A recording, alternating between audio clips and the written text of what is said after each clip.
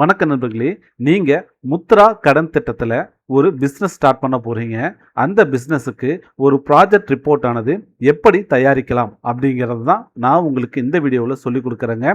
So first என்ன business அப்படிங்கிறத நம்ம செலக்ட் பண்ணணும். நான் இன்னைக்கு செலக்ட் பண்ணியிருக்கிற பிஸ்னஸ் என்ன அப்படின்னா மாவு மில்லுங்க. அதாவது முத்ரா கடன் திட்டத்தில் ஒரு மாவு பிஸ்னஸ் எப்படி ஸ்டார்ட் பண்ணுறது அப்படின்னு தான். ஸோ ஃபஸ்ட்டு என்ன இருக்கணும் அப்படின்னா தொழில் திட்ட அறிக்கை, இதுதான் டைட்டிலுங்க. அதாவது டீடைல்டு ப்ராஜெக்ட் ரிப்போர்ட் அப்படின்னு இருக்கணும்.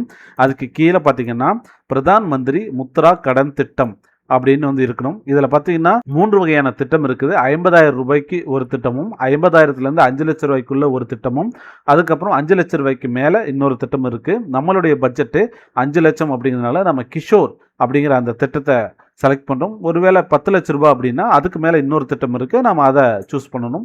ஸோ நாம் இப்போ எந்த திட்டம் அப்படின்னு வந்து சூஸ் பண்ணிட்டோம். ஸோ அங்கே முத்ராவில் கிஷோர் அப்படிங்கிற அந்த லோனை தான் வாங்க போகிறோம். சரி, பொதுவான விவரங்கள் என்னென்னு பார்த்துருவோம். தொழிலோட பேர் என்ன அப்படின்னா ஏதாச்சும் ஒரு பேர், அதாவது விநாயகா மாவு மில் அப்படின்னு நான் வந்து வச்சுருக்கேன். நீங்கள் உங்களுடைய பிஸ்னஸுக்கு என்ன பேரோ அதை நீங்கள் இந்த இடத்துல வந்து போட்டுக்கலாம். அடுத்தது உரிமையாளரோட பெயர் என்னவோ அது உங்களோட பெயர் இந்த இடத்துல நீங்கள் வந்து போட்டுக்கலாம். அடுத்தது பார்த்தீங்கன்னா தொழில் வகை எப்படி இருக்குன்னா சிறு உற்பத்தி மற்றும் சில்லறை விற்பனை, மேனுஃபேக்சரிங் அந்த ரீட்டைல் பிஸ்னஸ் அப்படின்னு வந்து நீங்கள் இந்த இடத்துல மென்ஷன் பண்ணணும். அடுத்ததான் தயாரிப்பு பொருட்கள் என்ன அப்படின்னு பார்த்தீங்கன்னா அரிசி மாவு, கோதுமை மாவு, மிளகாய் தூள், மசாலா மற்றும் இதர தானிய மாவு வகைகள் எல்லாம் நீங்கள் இந்த இடத்துல வந்து ப்ரொடக்ஷன் பண்ண போகிறீங்க, மேனுஃபேக்சரிங் பண்ண போகிறீங்க அப்படிங்கிற அந்த விஷயத்தை இங்கே வந்து மென்ஷன் பண்ணணும். அதுக்கு அடுத்தது தொழில் அமையும் இடம் என்னன்னு பார்த்தீங்க அப்படின்னா உங்களுடைய முகவரி, எந்த இடத்துல நீங்கள் வந்து பிஸ்னஸ் ஸ்டார்ட் பண்ண போகிறீங்களோ அந்த இடத்துல உங்களோட முகவரியை வந்து போடணும். அடுத்ததாக பார்த்தீங்கன்னா திட்டத்தோட மொத்த மதிப்பீடு 5 லட்சம் ரூபாய் அப்படிங்கிறது நம்ம வந்து போட்டோம். ரைட். ஸோ திட்ட மூலதன முதலீடு, அதாவது project cost and capital structure எவ்வளோ இருக்கும் அப்படிங்கிற அந்த விஷயத்த சொல்லணும். சொந்த முதலீடு நீங்கள் எவ்வளோ அதுக்கு பணம் போடணும், 10% கண்டிப்பாக உங்களுடைய லோன் அமௌண்ட்டில் என்ன வருதோ அதில் 10% நீங்கள் என்ன பண்ணணும்னா உங்களுடைய பங்காக நீங்கள் வந்து போடணும். ஸோ 5 லட்ச ரூபாயில் 10% அப்படிங்கிறது 50,000 ரூபாய். ஸோ நம்ம 50,000 ரூபாய் போட்டோம். அடுத்தது வங்கியிலுடைய முத்ரா கடன் எவ்வளோ அப்படின்னு பார்த்தீங்க அப்படின்னா 90% நம்ம லோன் நமக்கு தேவை. அப்போ 4 லட்ச ரூபாய் லோன் அப்படிங்கிறத மென்ஷன் பண்ணிடுறோம். ஸோ மொத்த முதலீடு அப்படிங்கிறது 5 லட்ச ரூபா அப்படின்னு வந்து சொல்லிடுறோம்.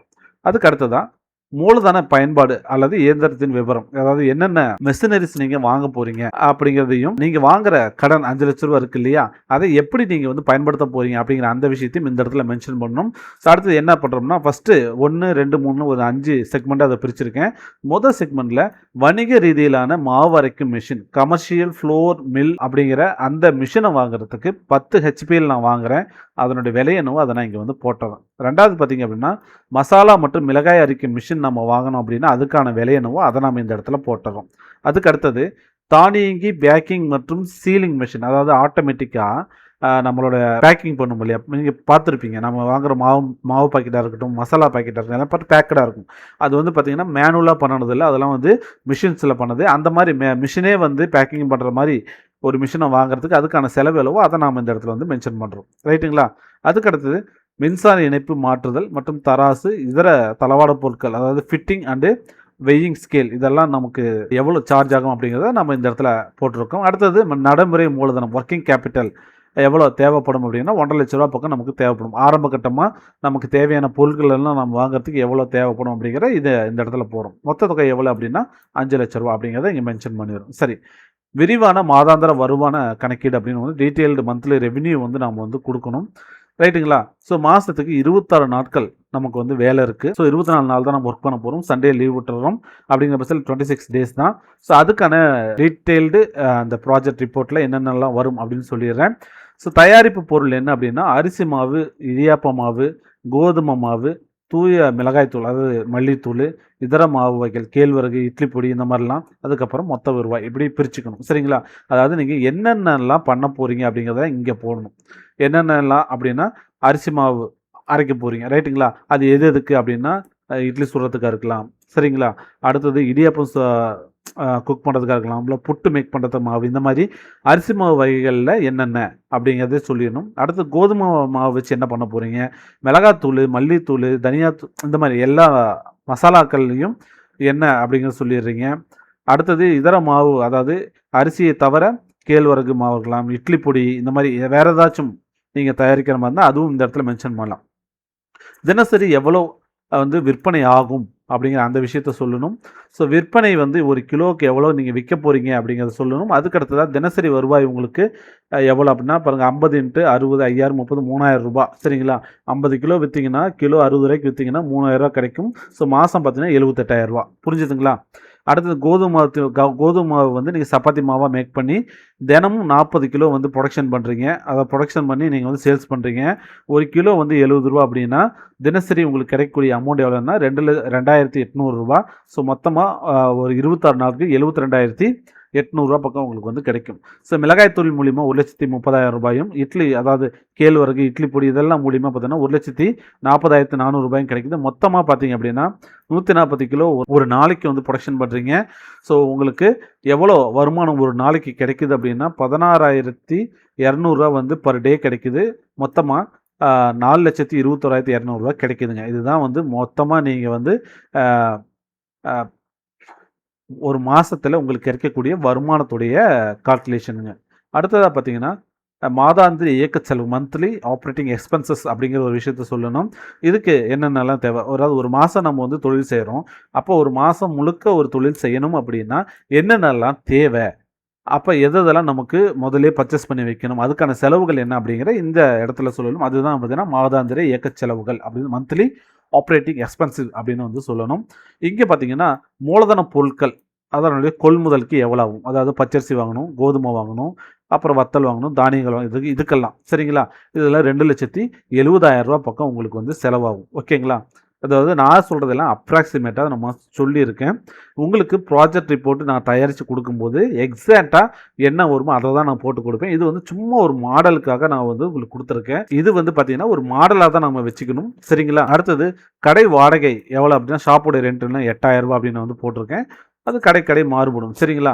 அடுத்தது எவ்வளோ நீங்கள் கமர்ஷியல் எலக்ட்ரிக் பில்லு எவ்வளோ உங்களுக்கு வரும்னு பார்த்தீங்கன்னா, அதாவது கடையுடைய மின்சார பில்லு பார்த்தீங்கன்னா 12,000 போட்டிருக்கேன். ஸோ ஒரே ஒரு நபரை மட்டும் நீங்கள் வேலைக்கு வச்சிங்கன்னா அவருக்கு சம்பளம் மாதம் 15,000. அப்புறம் பேக்கிங் கவர்கள் லேபிள்கள் மற்றும் இதர விநியோக செலவுகள் எல்லாமே சேர்த்து பார்த்தீங்க அப்படின்னா 10,000 பக்கம் உங்களுக்கு செலவாது. ஸோ மொத்தமாக ஒரு மாதத்துக்கு உங்களுக்கு வந்து ஆப்ரேட்டிங் எக்ஸ்பென்சஸ் மட்டும் பார்த்தீங்கன்னா 3,15,000 ஆகுதுங்க. ரைட்டுங்களா. இப்போ லாப நஷ்ட கணக்கீடு வந்து போடணும். ஸோ மாதாந்திர மொத்த விற்பனை வருவாய் எவ்வளோ இருக்கும் அப்படின்னு பார்த்தீங்கன்னா 4,21,000 ஒரு மாதம் வந்து சேல்ஸ் இவ்வளோ தான் வந்து வருது. ரைட்டுங்களா. அடுத்தது ஒரு மாதத்துக்கு தேவையான செலவு சரிங்களா 3,15,000 செலவாகுதுங்க. அப்போ ரெண்டையும் நம்ம கழிச்சோம் அப்படின்னா 1,06,200 பார்த்தீங்க அப்படின்னா உங்களுக்கு மாதம் பணம் நிற்கும். ரைட்டுங்களா. இப்போ நாம் பண்ண போகிறது என்ன அப்படின்னா, வங்கியில் நம்ம வந்து லோன் வாங்குவோம் இல்லையா, அந்த லோனை நம்ம வந்து கழிச்சோம். ஒரு 9,600 பக்கம் லோனை கழிக்கிறோம் அப்படின்னா மிச்சம் நமக்கு வந்து மாதம் 96,600 வந்து உங்களுக்கு வந்து லாபம் கிடைக்கும். அவ்வளோதாங்க. இதுதான் டீட்டெயிலான ப்ராஜெக்ட் ரிப்போர்ட்டு. இந்த மாதிரி ஒரு ப்ராஜெக்ட் ரிப்போர்ட்டை பார்த்தீங்க அப்படின்னா நம்ம PMEGPக்காக இருக்கட்டும், அப்புறம் முத்ரா லோனாக இருக்கட்டும், அப்புறம் PMFME திட்டத்துக்கும் இந்த மாதிரி திட்டத்துக்கெலாம் நம்மளே வந்து பண்ணி கொடுத்துட்ருக்கோம். இது பார்த்திங்க அப்படின்னா ஜஸ்ட்டு ஒரு மாடல் தான் சரிங்களா. உங்களுக்கு ஒரு ஐடியா வரும். ஏன்னா பெரும்பாலான நிறைய பேத்துக்கு என்ன சொல்கிறாங்க அப்படின்னு பார்த்தீங்க அப்படின்னா, எங்களுக்கு ப்ராஜெக்ட் ரிப்போர்ட்டில் என்னென்ன வேணும்னே எங்களுக்கு தெரியல அப்படின்னு வந்து ரொம்ப குழம்புறாங்க. அதாவது நீங்கள் இப்போ ஒரு மாவு மில் ஆரம்பிக்கிறீங்கன்னு வச்சிங்களேன், என்னென்னலாம் பண்ணலானே தெரியல. அதை ஃபஸ்ட்டு அதுலேயே நிறைய குழப்பங்கள் இருக்குது. அதனால தான் நான் ஒரு மாடலுக்காக உங்களுக்கு இது வந்து கொடுத்துருக்கேன். ஸோ என்னென்னலாம் உங்களுக்கு வந்து செலவாகும் அப்படிங்கிற அந்த விஷயத்த சொல்லியிருக்கோம். ரைட்டுங்களா. அடுத்தது என்னென்னலாம் நீங்கள் வந்து இன்புட், அதாவது உங்களோட எக்ஸ்பென்சஸில் எதெல்லாம் வரும், எதெல்லாம் நீங்கள் வாங்கி வச்சுக்கிற மாதிரி இருக்கும் அப்படிங்கிற அந்த விஷயத்தையும் சொல்லியிருக்கோம். அதுக்கப்புறம் பேக்கிங் கவர், லேபிள் கவரு, இந்த மாதிரி இப்போ பணியாளர்களுடைய சம்பளம், மின்சார கட்டணம், கடையோட வாடகை இதெல்லாம் எவ்வளோ வரும் அப்படிங்கிற ஒரு ஐடியாலஜிக்காக தான் நாம் இந்த ப்ராஜெக்ட் ரிப்போர்ட்டை உங்களுக்கு நான் வந்து எக்ஸ்பிளைன் பண்ணியிருக்கேன்.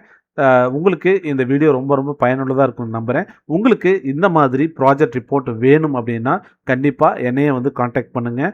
நான் உங்களுக்கு ரொம்ப டீட்டெயிலாகவும் தெளிவாகவும் உங்களுக்கு ப்ராஜெக்ட் ரிப்போர்ட்டை வந்து செஞ்சு கொடுக்குறேங்க.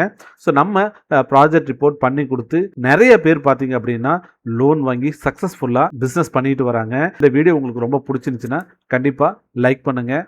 சுய தொழில் செய்யணும் அப்படின்னு ஆசைப்படக்கூடிய உங்கள் நண்பர்களுக்கும் உறவினர்களுக்கும் இதை வந்து ஷேர் பண்ணுங்கள். மீண்டும் ஒரு நல்ல ஒரு தகவலோடு சந்திக்கிறேன். எதனா சந்தேகம் இருந்துச்சுன்னா கமெண்ட் செக்ஷனில் கேளுங்க. என்னோடய மொபைல் நம்பர் பார்த்தீங்கன்னா டிஸ்கிரிப்ஷனில் கொடுத்துருக்கேன். அதிலே நீங்கள் என்னை வந்து தொடர்பு கொள்ளலாம். இந்த வீடியோவிலே பார்த்தீங்கன்னா என்னுடைய வாட்ஸ்அப் நம்பரும் பார்த்தீங்க அப்படின்னா ஸ்க்ரோல் ஆகிட்டு இருக்கும். அதை பார்த்தும் நீங்கள் என்னை வந்து தொடர்பு கொள்ளலாம். என்ன சந்தேகம் வந்தாலும் கூப்பிடுங்க. நன்றி, வணக்கம்.